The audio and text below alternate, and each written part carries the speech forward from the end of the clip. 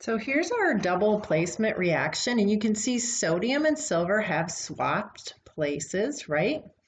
And they're dancing with new partners. Now on our product side, one of these is soluble in water and one of these is a solid, which means it will precipitate out of solution as a solid, and this means a reaction happens. If they're both aqueous, a reaction does not happen. So how do I figure out if one of these products is solid or not? And this is where we need to work on our worksheet today. This is part 1 of our lesson, solubility rules. These are from your cheat sheet, your reference sheet in your packet. Know where to get them. And basically this is broken up into 2 columns or 2 boxes, okay? Our soluble compounds, and that means they have a state symbol of AQ. They're soluble in water, or our insoluble compounds, which are S for solid. This is a solid precipitate, right? It's going to come out of solution. Precipitates here, not a precipitate. Now there are exceptions. So these are pretty much all soluble unless they're with these guys. And these are pretty much all insoluble unless they're with these guys. So let's go through and do this worksheet together. We need to practice naming. People still have a lot of problems with naming, so the worksheet is nomenclature mixed with solubility rules.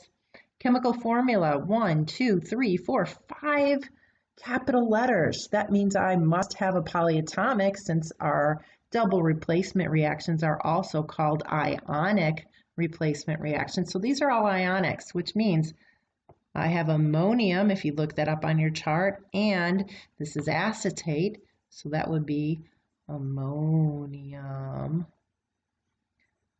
acetate, okay?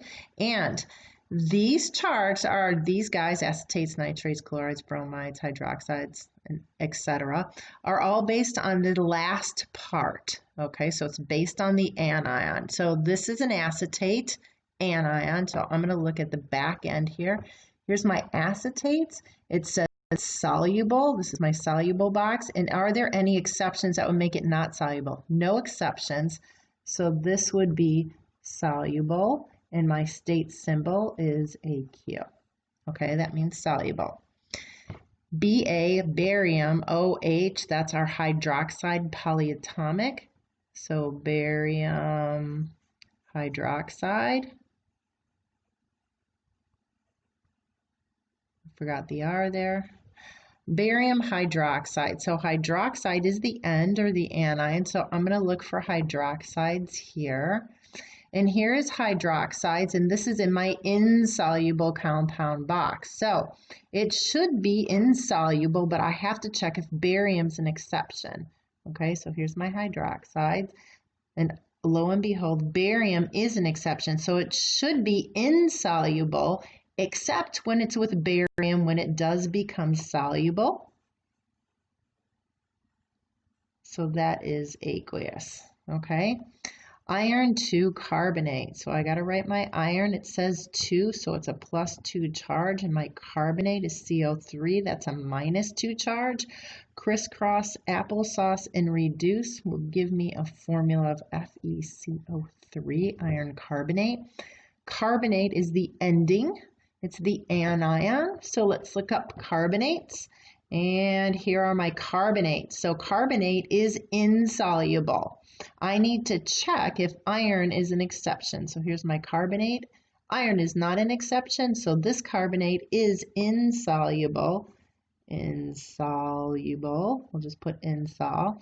And that means it's going to form that solid precipitate. Again, do not make that mistake where S, people think it might mean soluble. It doesn't. S means solid.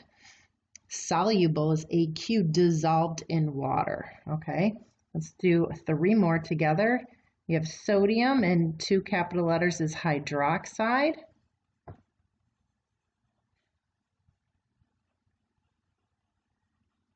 So I look up my hydroxides, which happen to be in this insoluble box. And is sodium an exception? So all hydroxides should be insoluble unless they are with blah, blah, blah, blah, blah. Sodium is one of those exceptions. So this is going to be soluble, and that means it's AQ.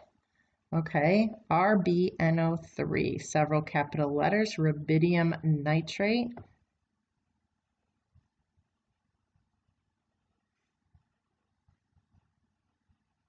Rubidium nitrate. So nitrate's my ending. I look up here and nitrates are soluble and there are no exceptions. So that's going to be soluble, which means it's going to dissolve in water. Okay, and the last one I'm going to do with you is cesium sulfate. Cesium, SO4. Cesium's in group 1. Sulfate has a -2. Crisscross applesauce, and I have cesium sulfate. Okay, so sulfate's my ending, so I need to look up sulfates.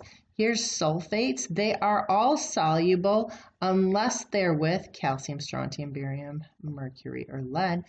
We're with cesium. Cesium's not an exception, so that's going to stay with the soluble compounds. Soluble, AQ. Okay, so finish this off, and now you can decide if we're going to form a precipitate or not, and then you can move on to part 2 of this lesson.